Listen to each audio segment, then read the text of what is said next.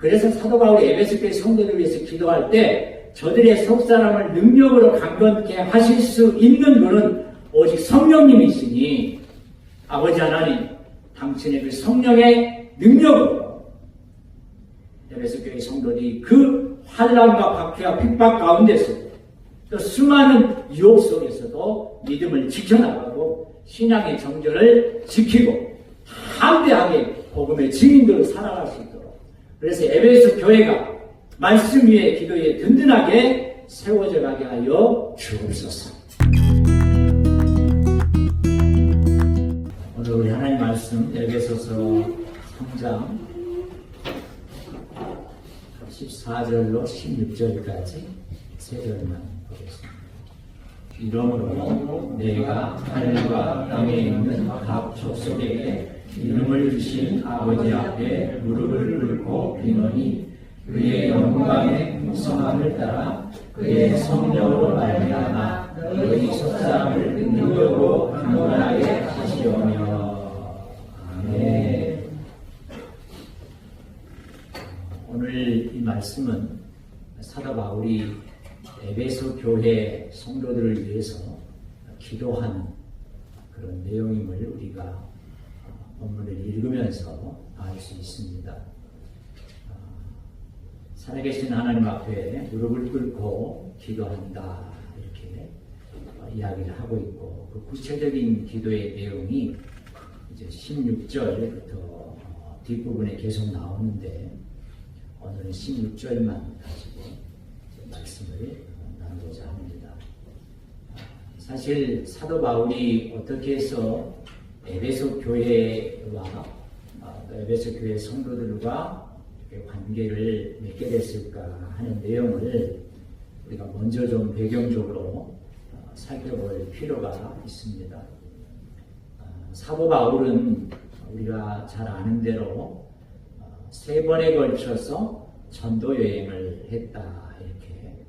물론 이제 뭐 더 많을 수도 있겠습니다만 어쨌든 성경 사도행전을 바탕으로 해서 한 3번 정도 선교여행, 전도여행을 한 것으로 그렇게 알려져 있습니다. 사도행전 18장을 먼저 보시면 사도 바울이 제2차 선교여행 중에 이 에베소를 방문한 내용이 나오고 있습니다. 한번 찾아보죠. 사도행전 18장 18절입니다. 사도행전 18장 18절 이하에 보시면 특별히 19절에 에베소에 와서 그런 내용이 나오고요.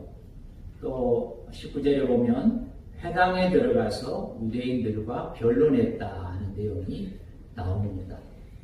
그러니까 이 회당이라고 하는 것은 유대인들이 모이는 장소 아닙니까? 하나님께 또 구약의 성경들이 읽으면서 하나님께 예배드렸던 그런 장소인데 이 회당에 들어가서 이제 하나님의 말씀, 예수님이 어떤 분이신지 유대인들이 그토록 기다리고 기도했던 메시아가 구원자가 바로 나사렛 예수라고 하는 것을 이 복음을 선포했을 거라는 것은 우리가 쉽게 알 수 있습니다. 그런데 여러분 보시면 21절에 보니까 이 에베소에서 오래 있을 수 없는 그런 상황이 있었고 우리 21절에 보면 하나님의 뜻이면 너희에게 돌아오리라.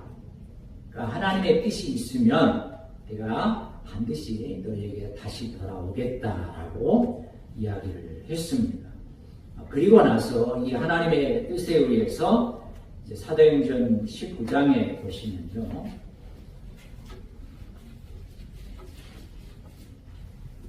사도 바울이 이제 다시 이 에베소에 오게 되는데 이때가 이제 3차 전도여행이라 이렇게 이야기하고 있습니다. 그리고 19장 8절에 보시면 또 사도 바울이 이때는 회당에 들어가서 하나님 나라에 관해서 강론했다고 했는데 3개월 동안 했다. 첫 번째 에베소에 왔을 때는 아마 며칠 못 있었던 것 같아요. 그리고 이제 갔다가 다시 에베소에 와서 회당에서 3개월 동안 절대한 시간이죠. 하나님 나라에 관해서 담대하게 강론한다. 이렇게 나와 있습니다. 그리고 이제 그 이후에 또 보시면 9절에 두란노 서원에서 날마다 강론하니라 2해 동안 이같이 하니 그랬습니다. 그러니까 해당에서 예수님이 메시아이시다 구원자라고 선포하고 강론했을 때 유대인들이 얼마나 강력하게 반발했을까 하는 것을 알 수가 있습니다. 그러니까 해당에서 오랫동안 못하고 그들을 떠나서 두란노 서원이라고 하는 곳에 가서 2년 동안 하나님 나라에 관해서 예수 그리스도에 관해서 메시지를 전했다 하는 것이죠. 그리고 이제 에베소를 또 떠날 수밖에 없는, 사도 바울은 어느 한 곳에 정착해서 10년이고 20년이고 이렇게 사역할 수 없는 그런 환경이 아니잖아요. 그런 사역할 수 있는 환경이 아니기 때문에 계속해서 복음을 가지고 곳곳에 아직도 복음이 선포가 필요한 곳에 계속 방문해야 했기 때문에 에베소를 또 떠날 수밖에 없는 상황이 되는데요. 아주 중요한 장면 하나가 나옵니다. 자, 사도행전 20장 17절을 한번 보겠습니다. 사도행전 20장 17절입니다. 16절부터 제가 읽습니다. 바울이 아시아에서 지체하지 않기 위하여 에베소를 지나 배 타고 가기로 작정하였으니 이는 될 수 있는 대로 오순절 안에 예루살렘에 이르려고 급히 가미더라. 바울이 밀레도에서 사람을 에베소로 보내어 교회 장로들을 청하니 그랬어요. 사도 바울이 지금 오순절 안에 예루살렘으로 급히 가야 되는 상황이 됐기 때문에 아마 자기 마음속에는 에베소에 들려서 에베소 교회 장로들에게, 에베소 교회 성도들에게 아주 메시지를 전해야 될 내용이 있었던 것 같아요. 그런데 상황이 그렇게 안 되니까 에베소를 들릴 수 없는 상황이 됐기 때문에 밀레도 섬에서 사람을 보내가지고 에베소 교회 장로들을 오게 한 거예요. 밀레도까지. 그렇게 해서 바울이 전하고자 하는 메시지가 있었다 하는 것입니다. 여러분, 굉장히 중요한 내용이죠. 지금 급히 예루살렘으로 가야 되는데 그 경험 없는 속에서도 그 바쁜 와중에서도 에베소 교회 장로들을 직접 자기가 있는 곳까지 오도록 할 정도의 그런 메시지가 있었다 하는 것이죠. 그 내용이 이제 나옵니다. 자, 29절을 보겠습니다. 29절, 사도행전 20장 29절. 우리 같이 한번 읽습니다. 시작. 내가 떠난 후에 사마리아가 여러분에게 들어와서 그의 한때를 아끼지 않으며 30절. 또한 여러분 중에서도 제자들을 끌어 자기를 따르게 하려고 어지러진 말을 하는 사람들이 일어날 줄을 내가 아노라. 사도 바울은 앞으로 자기가 이제 에베소를 떠나 있는 동안에 에베소 교회에 일어나게 될 일들을 미리 내다본 것이죠. 어떻게 내다봤을까? 하나님께서 알려주셨을 수도 있고, 아니면 사도 바울이 에베소라고 하는 그 지역이 어떤 곳인지를 너무나 잘 알았기 때문에 필연적으로 에베소 교회 성도들이 그런 어려움을 겪게 될 것이다 하는 것을 미리 이렇게 예측할 수 있었다 하는 것이죠. 그럼 에베소는 어떤 곳이냐? 사도행전 19장 27절입니다. 27절, 28절 우리 찾으셨으면 같이 한번 읽죠. 우리의 이 영광이 천하의 유형이 있을 뿐 아니라 큰 여신 아데미의 신전도 무시당하게 되고 온 아시아와 천하가 위하는 그의 위력도 떨어질까 하라. 그들이 이 말을 듣고 분노가 가득하여 외쳐 이르되 크다 에베소 사람의 아데미여 하니. 여러분, 여기 아주 중요한 존재가 하나 나오죠. 아데미라고 하는 이름을 가진 여신입니다. 이 아데미라고 하는 이름을 가진 이 여신은 대지의 어머니라고도 불리우고 있고, 그리고 생식은 아주 중요하잖아요. 또 풍요, 그런 것들을 상징하는 여신인데, 에베소서의 사도행전에 보면 큰 여신이라, Great God this. 큰 여신이에요. 그러니까 우리가 읽었던 그 본문의 내용이 뭐냐면 사도 바울이 전한 이 복음 때문에 에베소 전체뿐만 아니라 그 포함한 모든 지역이 다 위기에 빠질 수 있다는 것이죠. 이 에베소라고 하는 것이 어떤 것이냐면 아데미 여신을 섬기는 지역이긴 한데 그냥 섬기는 지역이 아니고, 자, 35절입니다. 35절에 보시면 제가 있습니다. 서기장이 무리를 진정시키고 이르되 에베소 사람들아, 에베소시가 큰 아데미와 제우스에게서 내려온 우상의 신전지기가 된 줄을 누가 알지 못하겠느냐. 여기 신전지기라고 하는 것은 템플 가디언이에요. 그러니까 에베소라고 하는 도시가 이 아데미라고 하는 여신 그리고 제우스라고 하는 신을 섬기는 아주 대표적인 도시다. 에베소 전체가 다 이런 우상의 지배를 받고 있고 이 아데미 여신을 섬기는 일로 지역 상권이 있는 거예요. 아데미 도시, 이 에베소라고 하는 도시의 전체 사람들을 먹여 살리는 거예요. 그래서 바울의 복음 때문에 이 에베소의 전체 상권이 다 무너지게 됐다. 자기들이 그동안 밥 벌어 먹었던 그 모든 것들을 다 잃게 됐다. 잃을 수 있다는 것이잖아요. 그래서 이렇게 흥분하고 에베소 도시가 큰 소동이 나고 소요를 일으키는 지금 그런 상황이 된 것입니다. 에베소 전체 도시 전체 자체가 다 그냥 우상이에요. 신전으로 상권을 다 장악하고 그 에베소 사는 모든 사람들의 마음을 붙잡고 있는 것이죠.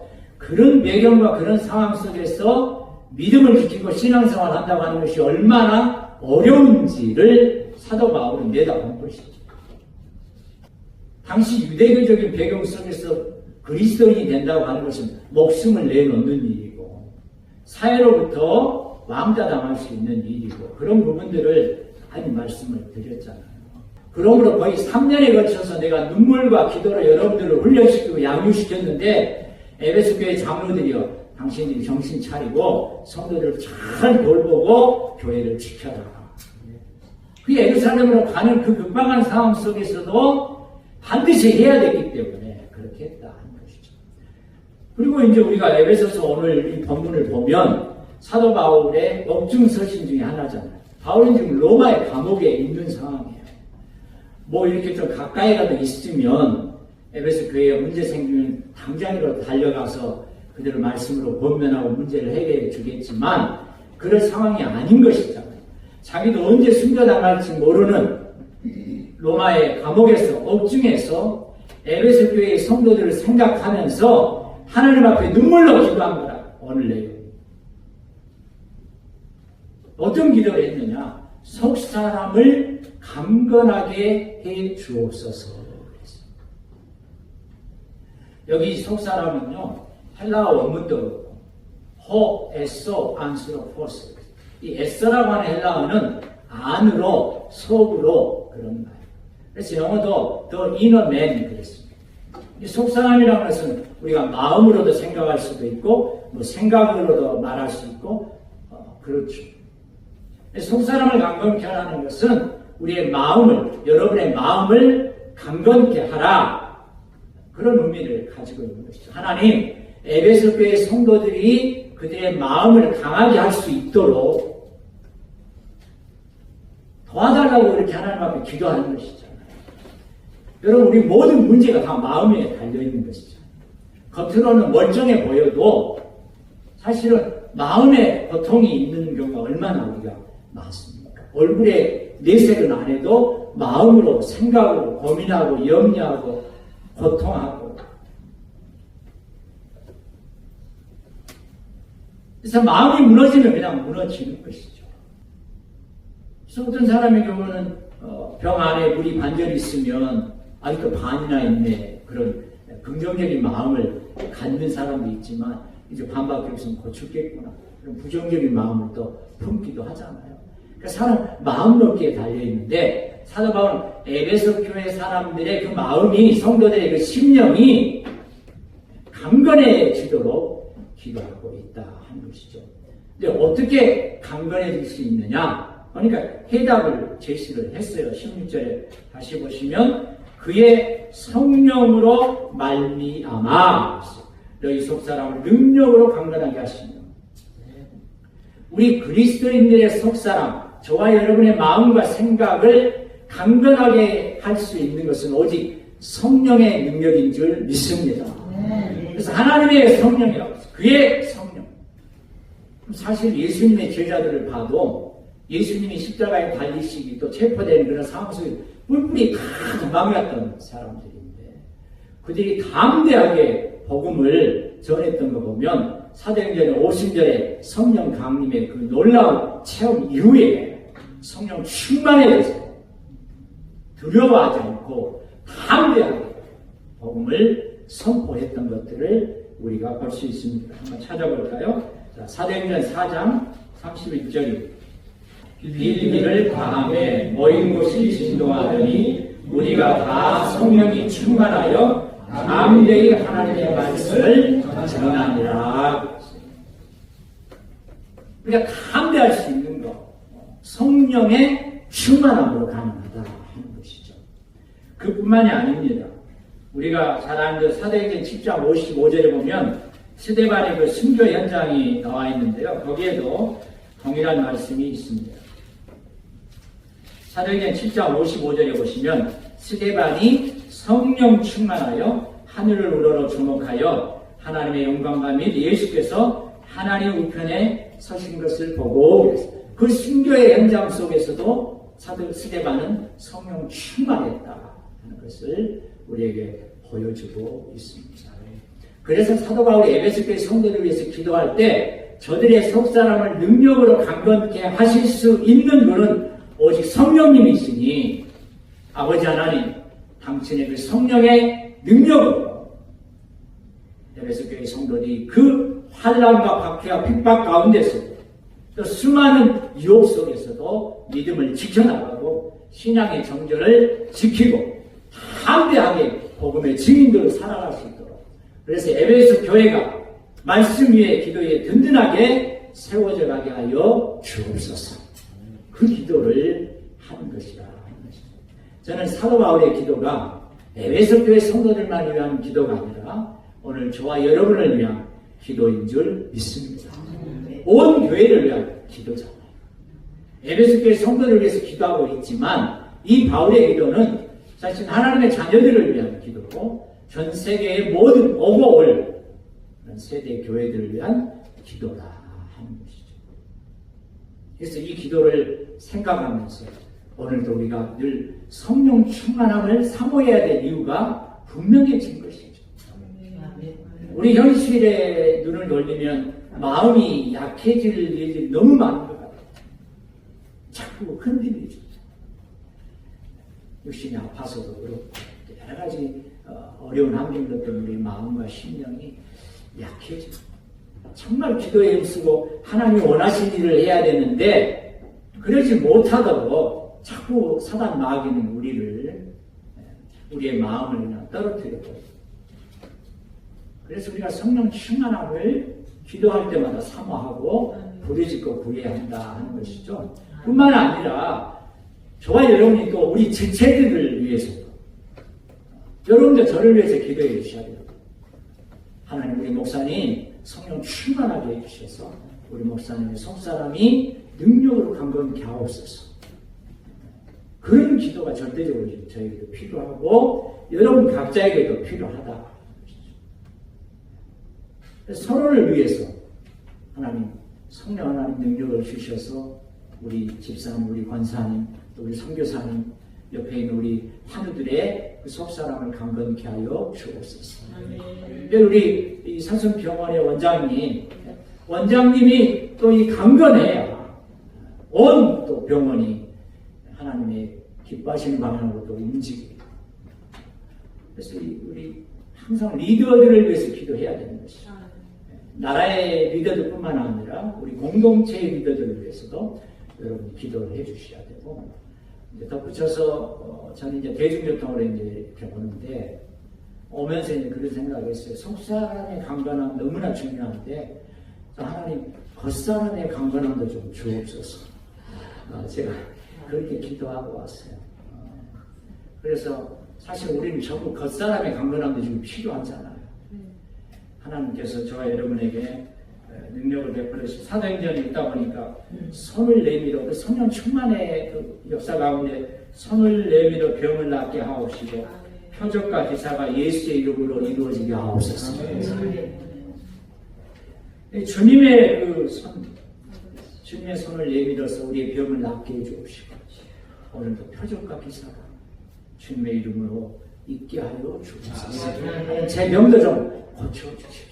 속사람도 강건케 하시고 제 겉사람도 육신도 강건케 주시옵소서. 남은 생에 이제 하나님의 영광 위에 살겠습니다. 귀한 고백이 있게 되기를 예수님의 이름으로 축원합니다.